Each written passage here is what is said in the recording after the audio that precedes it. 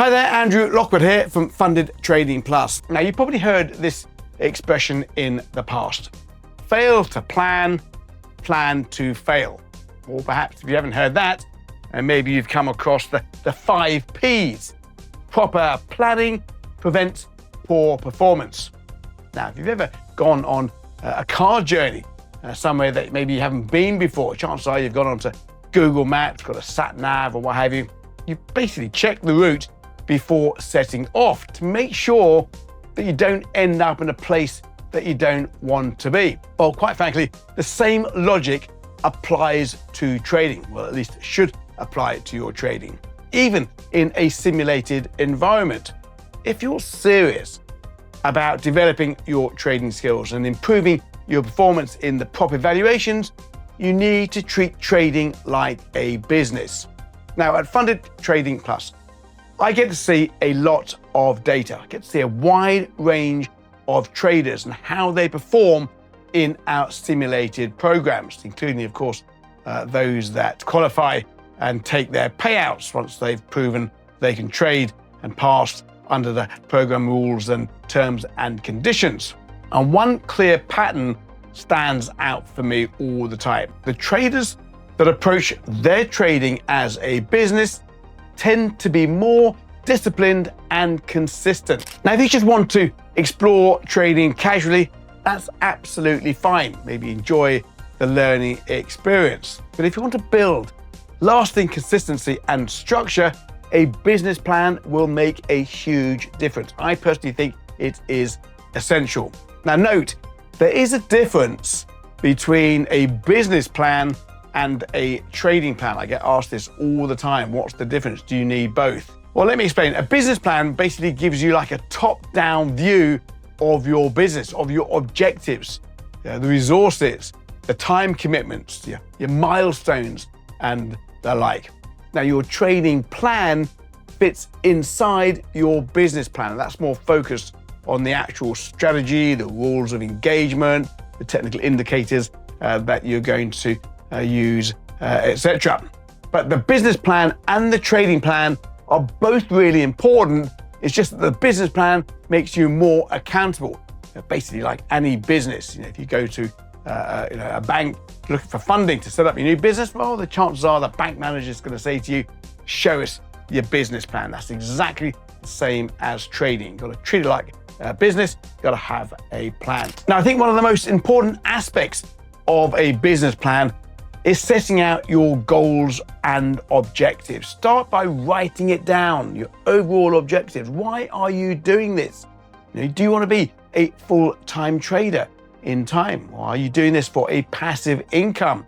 Are you looking just to improve your trading discipline? Or are you working towards better performance and results in your simulated evaluations? Get it written down. Don't keep it up here. Get it written down on paper or on document. Set out the timeframes and the checkpoints. When are you going to do your reviews? When are you going to hopefully complete your evaluations? When might you think you'll be taking your first payout if you meet the rules, of course, of the program? And I say, how are you going to journal your trades? Keep a track of your progress. Very, very important. Time management. It's crucial. Decide how many hours per day or week you're going to dedicate to trading, to learning, to reviewing. Next, plan your financial allocation. But of course, remember, with the simulated trading environment, this means you're going to be thinking about how much you're going to spend maybe on education, on hardware, equipment, how much you're going to spend on evaluation fees, rather than, of course, just putting money into account. Get it written down.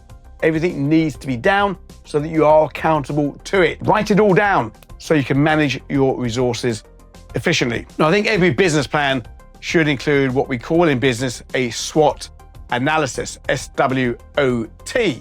Basically, it's your strengths, your weaknesses, your opportunities, and your threats. It's a common terminology in business. Most business plans will include a SWOT analysis. I think it's really, really important. But the big thing about doing your SWOT analysis, you've got to be honest. You've got to be honest with yourself. No point cheating, because you're just basically cheating yourself. So, are you disciplined? Are you patient? Are you analytical? Yeah. Write down what your strong points are. Or maybe you struggle with certain aspects of trading. Do you overtrade? Have you got problems with emotions or inconsistency? Acknowledging your weaknesses is the first step towards improving them. Write down the opportunities. They might include, developing new strategies or joining supportive trading communities or studying data-driven education like the Prop IQ. Also get those threats written down as well.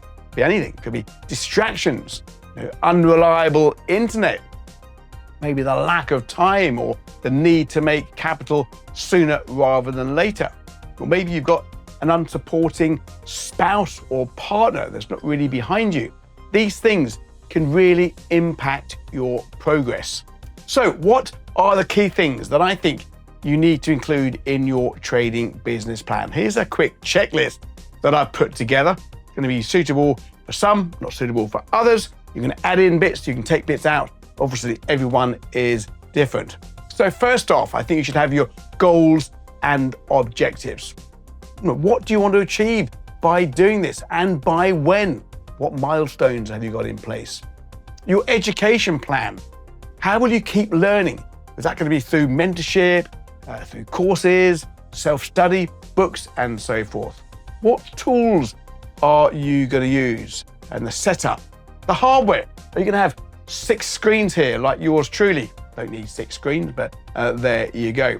What journaling software are you going to be using? What performance tracking tools will you use? How will you monitor your results? Weekly, monthly reviews. Will you be doing this daily? Risk management. How will you handle the drawdowns and the overexposure, making sure you're not too correlated in your trades? Set out your scaling milestones, when you might want to apply for a larger simulated account, if of course you are eligible. You should be focusing on habits, structure, and learning, not just chasing the numbers, chasing percentage gains and those fixed returns. So why does all this matter?